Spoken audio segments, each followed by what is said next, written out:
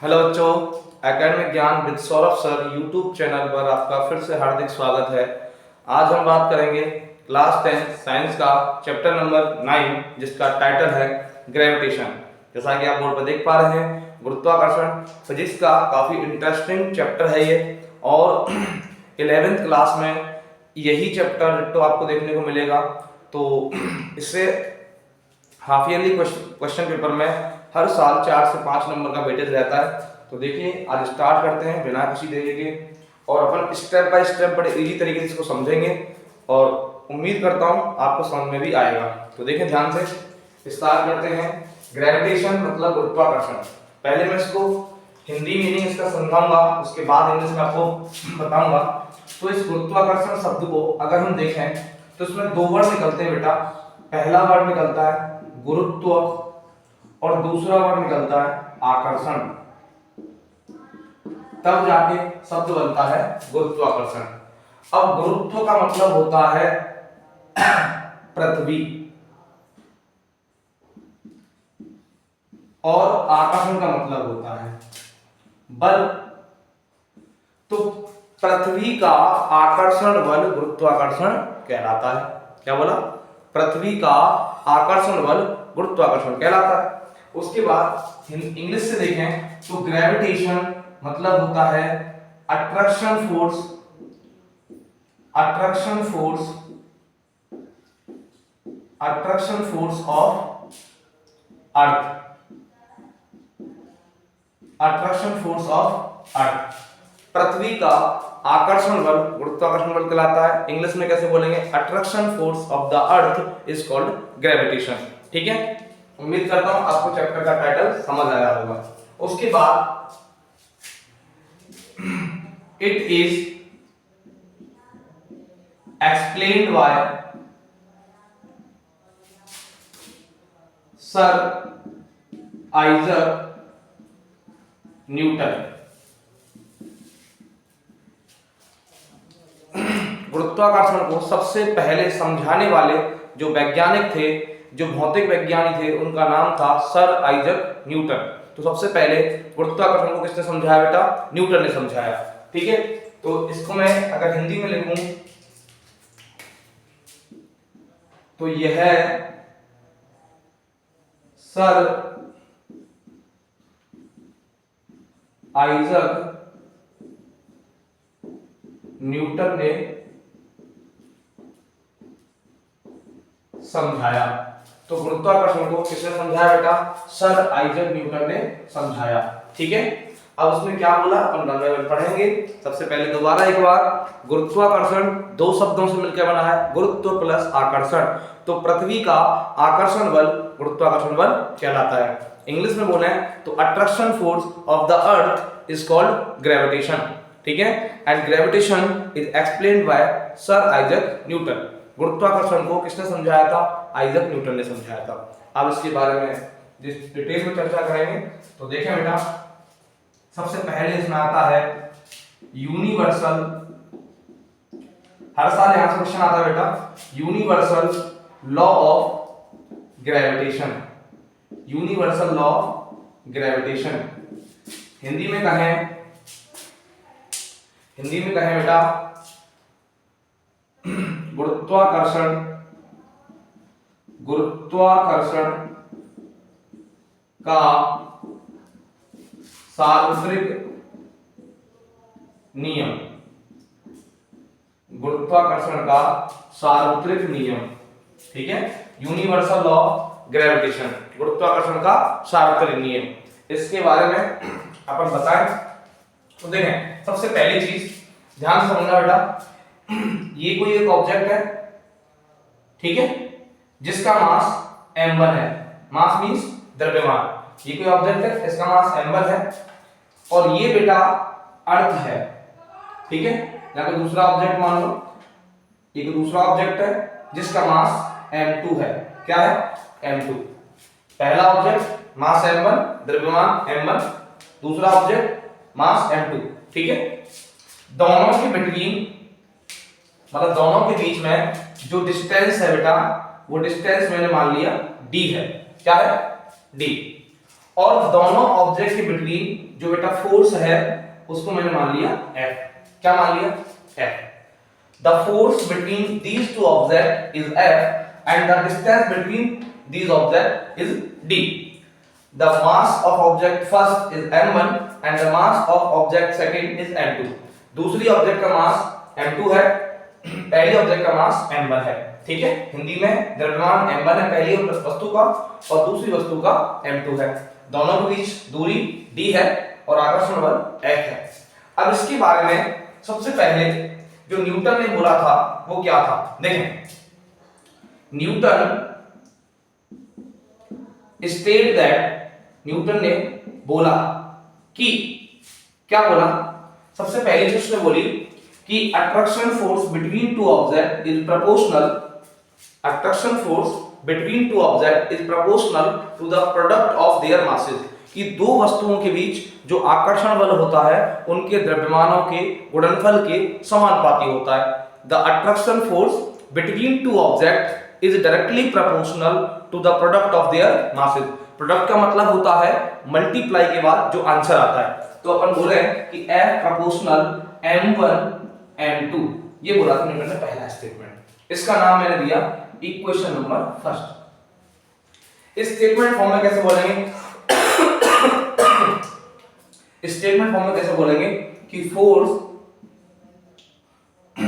Is directly proportional, force is directly proportional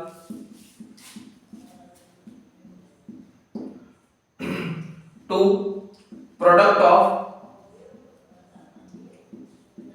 mass, product of mass. तो बेटा force is directly proportional to the product of mass, इसका मतलब ये है कि अगर बेटा मैं फोर्स को इंक्रीज करूंगा तो प्रोडक्ट ऑफ मास भी इंक्रीज होगा, अगर मैं फोर्स को डिक्रीज करूंगा तो प्रोडक्ट ऑफ मास भी डिक्रीज होगा। तो प्रोपोर्शनल रिलेशन मतलब समानुपाती संबंध का मतलब होता है जुड़वा वाला रिलेशन। अगर एक में इंक्रीजमेंट होगा तो दूसरे में भी इंक्रीजमेंट होगा, एक में डिक्रीजमेंट होगा तो दूसरे में भी डिक्रीजमेंट होगा। इसको कहते हैं प्रोपोर्शनल का रिलेशन, जैसे कि सिंबल मैं आपको दिखा रहा हूं। ठीक है, तो न्यूटन ने पहला स्टेटमेंट बोला कि force is directly proportional to the product of their masses. ठीक है, सेकंड स्टेटमेंट न्यूटन ने क्या बोला कि force is proportional to the square of distance. Force is inversely proportional to the square of distance बोलो, या फिर फोर्स इज प्रोपोर्शनल 1/d² बोलो। तो इसका मतलब क्या हुआ बेटा? इसका मतलब हुआ कि अगर अपन फोर्स को इंक्रीज करें तो डिस्टेंस डिक्रीज होगा, अगर अपन फोर्स को डिक्रीज करें तो डिस्टेंस इंक्रीज होगा। तो इनवर्सली रिलेशन का मतलब होता है दुश्मनों वाला रिलेशन, मतलब अगर एक में इंक्रीजमेंट होगा तो दूसरे में डिक्रीजमेंट होगा, अगर एक में डिक्रीजमेंट होगा तो दूसरे में इंक्रीजमेंट होगा, उल्टा चलता है। तो फोर्स सिंबल दोनों का सेम है, यहां भी ये सिंबल है और यहां भी सिंबल है, बस लिखने का तरीका अलग है। अगर हमें ये प्रोपोर्शनल वाला रिलेशन इनवर्सली बनाना है तो उस क्वांटिटी को बन के अपॉन में लिखेंगे, मतलब रेसिप्रोकल फॉर्म में लिखेंगे, व्युत्क्रम रूप में लिखेंगे। तो F प्रोपोर्शनल 1/d², इसका मैंने लेबल दिया इक्वेशन नंबर सेकंड, समीकरण नंबर 2। तो इसका स्टेटमेंट फॉर्म अगर मैं लिखूं तो स्टेटमेंट फॉर्म क्या होगा बेटा इसका? इसमें बोला कि force is inversely proportional, force is inversely proportional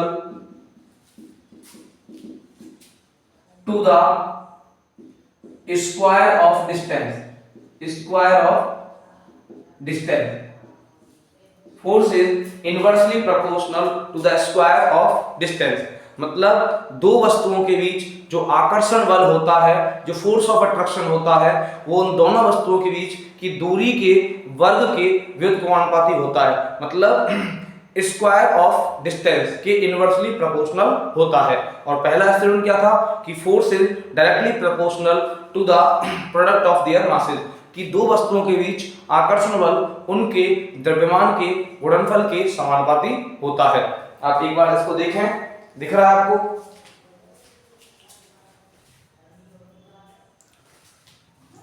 तो उसके बाद बेटा अपन इन दोनों इक्वेशंस को अगर कंबाइन करें, ठीक है, इन दोनों इक्वेशंस को इस इक्वेशन नंबर सेकेंड और इस इक्वेशन नंबर फर्स्ट, दोनों को अगर कंबाइंड फॉर्म में लिखूं तो बेटा मैं क्या लिख सकूंगा, देखो from equation first and second, समीकरण 1 और 2 से क्या लिखेंगे हम कि f proportional m1 m2 upon d square. ठीक है, मतलब वही रहा, बस लिखने का तरीका बदल गया कि देखो यहाँ जो m1 m2 है वो मैंने 1 की जगह लिख दिया। तो मतलब ये होता है बेटा कि जब भी किसी क्वांटिटी का फॉर्मूला फ्रैक्शन में होता है, किसमें होता है, फ्रैक्शन मतलब भिन्न में, तो न्यूमरेटर वाला क्वांटिटी इक्वल वाले के साथ में डायरेक्टली प्रोपोर्शनल होता है और डिनोमिनेटर वाला क्वांटिटी इक्वल वाले के साथ में इनवर्सली प्रोपोर्शनल होता है। मैं अभी एक एग्जांपल देकर समझाऊंगा, पर अभी आप याद रखें इस m1 m2 को मैंने 1 की जगह लिखा तो ये बन गया f proportional m1 m2 upon d square. ये इसका फाइनल कंक्लूजन है। तो दोनों बातों को अगर मैं कंबाइन फॉर्म में बोलूं तो Newton state that the force of attraction between two object is directly proportional to the product of their masses and inversely proportional to the square of distance. Newton के अनुसार दो वस्तुओं के बीच आकर्षण बल उनके द्रव्यमान के गुणनफल के समानुपाती एवं उनके बीच दूरी के वर्ग के व्युत्क्रमानुपाती होता है। इसी को गुरुत्वाकर्षण का सार्वत्रिक नियम कहा जाता है। न्यूटन के अनुसार दो वस्तुओं के बीच आकर्षण बल उनके द्रव्यमान के गुणनफल के समानुपाती एवं उनके बीच की दूरी के वर्ग के व्युत्क्रमानुपाती होता है। इसी को गुरुत्वाकर्षण का सार्वत्रिक नियम कहा जाता है। In English we can say the force of attraction between two object of universe is directly proportional to their masses and the inversely proportional to the square of distance. It is called universal law of gravitation. जैसा कि मैंने आपको बताया कि सबसे पहला object का मास m1 and दूसरे ऑब्जेक्ट का मास m2, दोनों के बीच फोर्स ऑफ अट्रैक्शन f है, दोनों के बीच डिस्टेंस d है। तो न्यूटन स्टेट दैट, न्यूटन ने बोला कि क्या बोला कि force of attraction means f proportional m1 m2। Equation number first, इसको स्टैंडर्ड फॉर्म में क्या लिखा, force is directly proportional to the product of mass, कि जो आकर्षण बल होता है वो दो वस्तुओं के द्रव्यमान के गुणनफल के समानुपाती होता है। दूसरा स्टेटमेंट उसने बोला कि F proportional 1 upon d square, इसका लेवल नंबर 2 दिया मैंने, और फिर क्या बोला स्टेटमेंट फॉर्म में कि force is inversely proportional to the square of distance, कि जो आकर्षण बल होता है दो वस्तुओं के बीच वो उनके बीच की दूरी के वर्ग के व्युत्क्रमानुपाती होता है। तो दोनों को मैंने कंबाइन किया, जोड़ा, तो क्या बना F proportional m1 m2 upon d square. ठीक है, अब आप एक बात याद रखना, वैसे भी मैं इस चैप्टर को डायरेक्ट पढ़ा रहा हूं तो आपको थोड़ा सा दिक्कत आएगी, पर इतनी नहीं आएगी, चिंता ना करें। अगर मैं प्रोपोर्शनल साइन, ये वाला साइन जो है, इस प्रोपोर्शनल साइन को इक्वल में कन्वर्ट करूंगा तो बेटा हमेशा एक कांस्टेंट आता है, मतलब स्थिरांक आता है। तो देखो क्या आएगा, यहाँ पर मैं इसको लिखूं तो f is equals to, proportional sign convert किया मैंने इक्वल में, तो बेटा क्या होगा, यहाँ आएगा g m1 m2 upon d square. क्या आएगा, g m1 m2 upon d square. तो आप याद रखना फाइनल रिजल्ट कि f is equals to g m1 m2 upon d square होता है। Force of gravitation between any two object of universe is equal g m1 m2 upon d square। ठीक है, g m1 m2 upon d square। g means gravitational constant, m1 means mass of first object, m2 means mass of second object and d means distance between two objects। तो f is equals to g m1 m2 upon d square होता है। अब यहाँ हमको g का value बता दूं तो बेटा ऑलवेज याद रखना g is equals to 6.7 into 10 to power minus 11 newton metre square पर केजी स्क्वायर होता है, जिसका नाम होता है बेटा ग्रेविटेशनल कांस्टेंट। क्या नाम होता है, ग्रेविटेशनल कांस्टेंट। ठीक है, तो न्यूटन के यूनिवर्सल लॉ में बेटा जो capital G means gravitational constant आता है उसका value 6.7 into 10 to power minus 11 newton metre square पर केजी स्क्वायर होता है। ठीक है, एंड फोर्स ऑफ ग्रेविटेशन का formula F is equals to g m1 m2 upon d square होता है। आप एक बार इसको देखें, स्क्रीनशॉट लें और बताएं।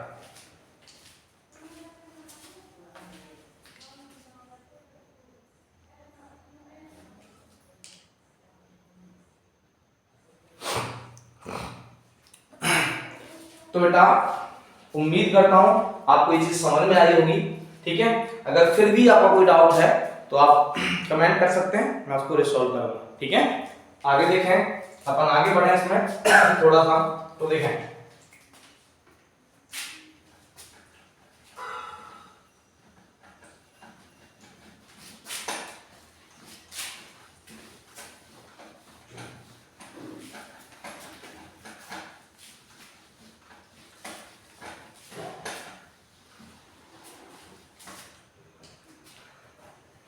आगे बेटा इसमें क्या आता है, सुने मेरी बात।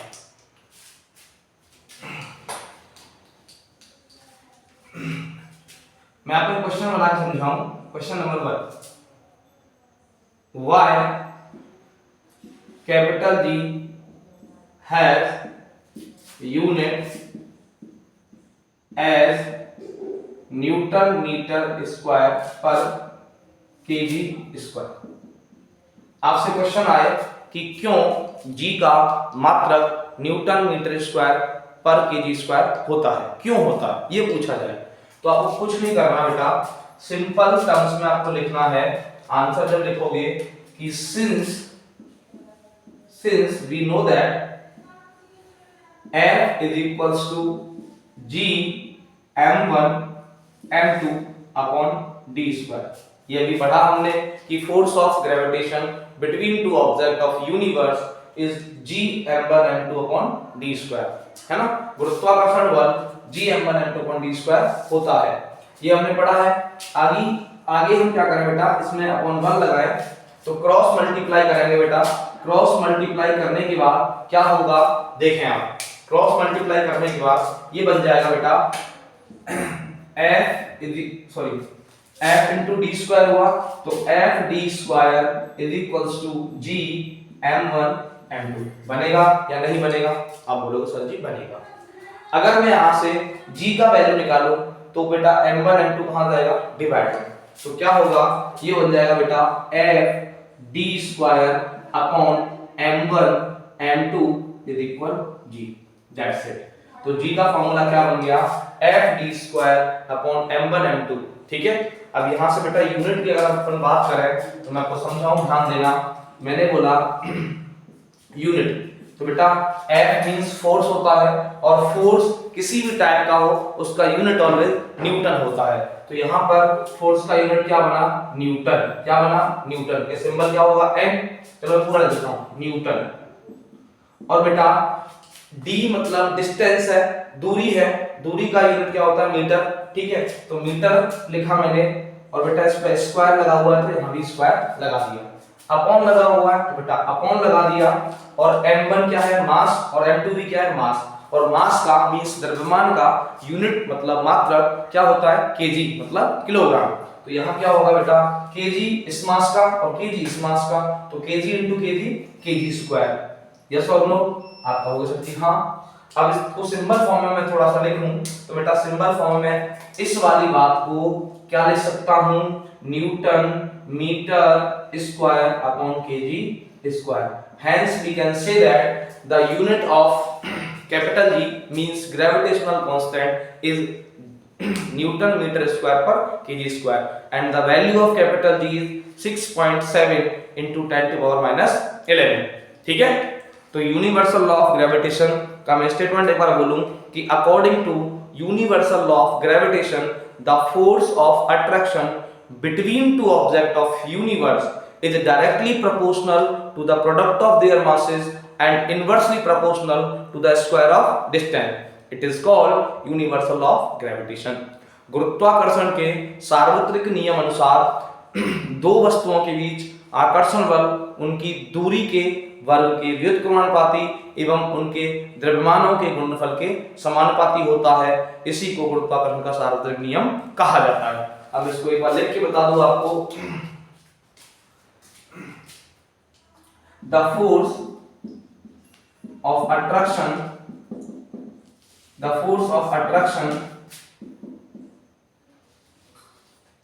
between two objects of universe is directly proportional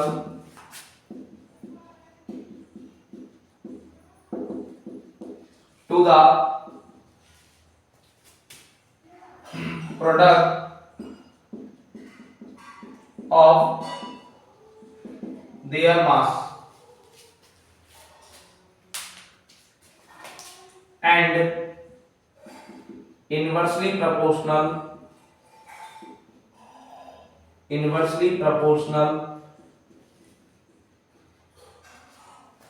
to the square of distance is called universal law of gravitation। ठीक है, तो मैंने लिखा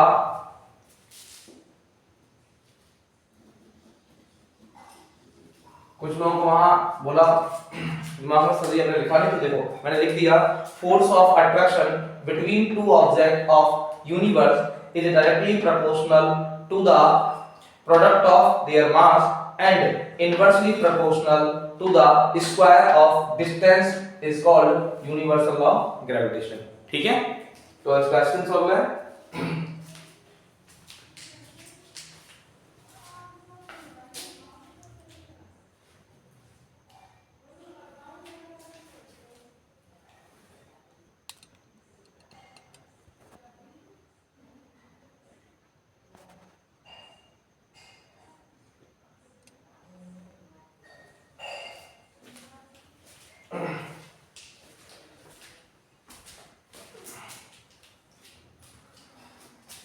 तो देखिए बेटा आगे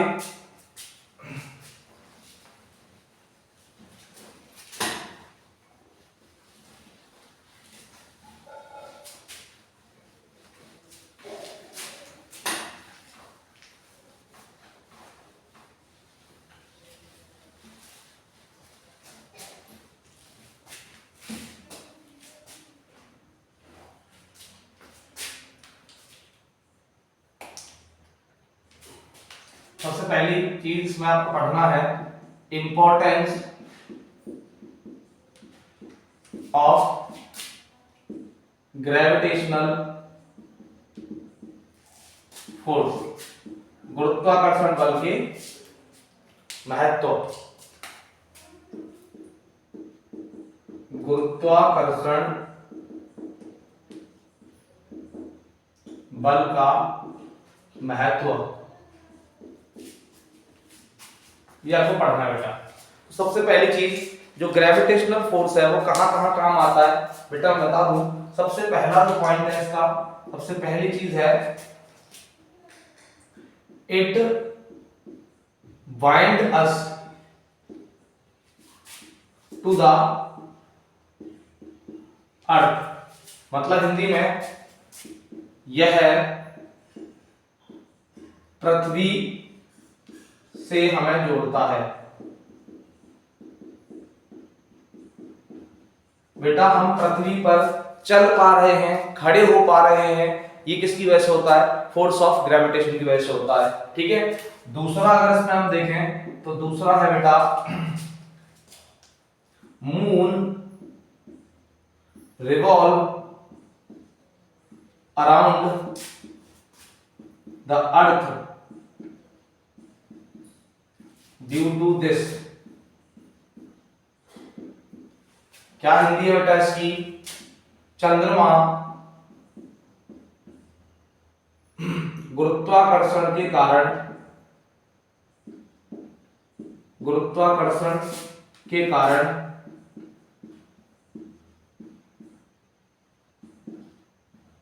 पृथ्वी के चक्कर लगाता है। ठीक है, चंद्रमा गुरुत्वाकर्षण के कारण पृथ्वी के चक्कर लगाता है। Moon revolve around the earth due to gravitation. Next third अपन एप्लीकेशन देखें बेटा, tides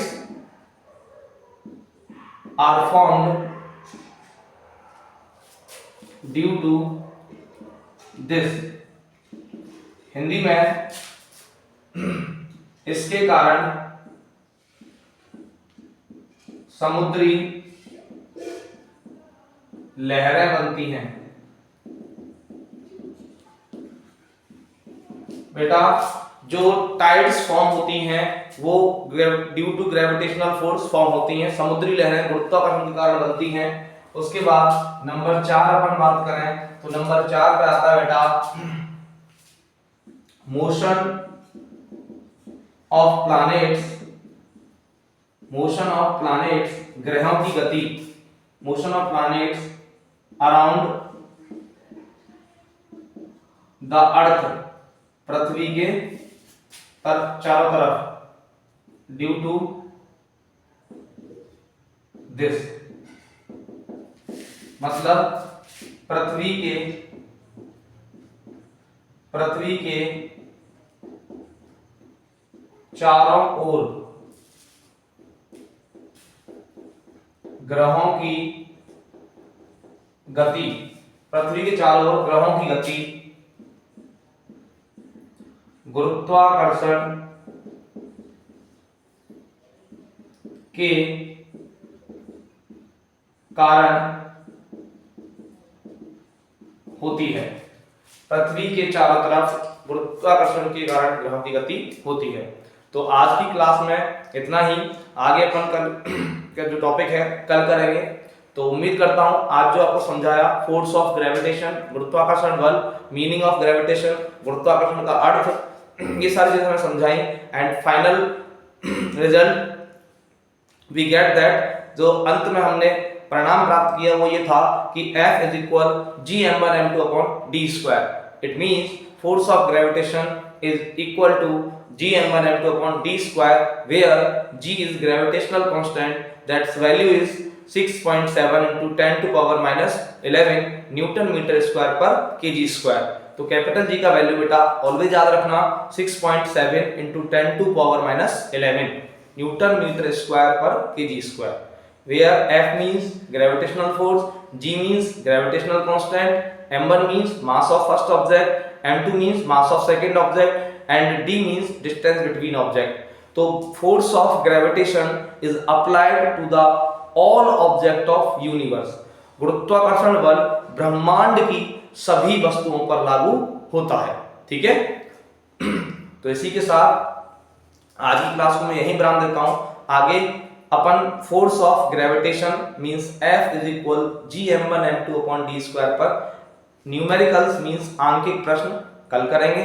तो उसके जाते टाइम मैं आपको एक चीज बता रहा हूं, आपको ये दो वैल्यू याद रखनी है बेटा कि mass of earth is equal होता है 6 into 10 to power 24 kg and radius of earth RE जिसको अपन डिनोट करें तो वो होता है 6.4 into 10 to power 6 मीटर। ये दो वैल्यू आपको याद रखनी है कि mass of earth is 6 into 10 to power 24 kg and radius of earth is 6.4 into 10 to power 6 metre. ये वैल्यू याद रखना, कल काम आएंगी। ठीक है, जाते जाते दो लाइनें। संघर्ष की राह जो चलता है, संघर्ष की राह जो चलता है अक्सर वही बंदा इतिहास बदलता है। क्या कहा? संघर्ष की राह जो चलता है अक्सर वही बंदा इतिहास बदलता है। जय हिंद, शुभ रात्रि, मिलते हैं कल की क्लास में।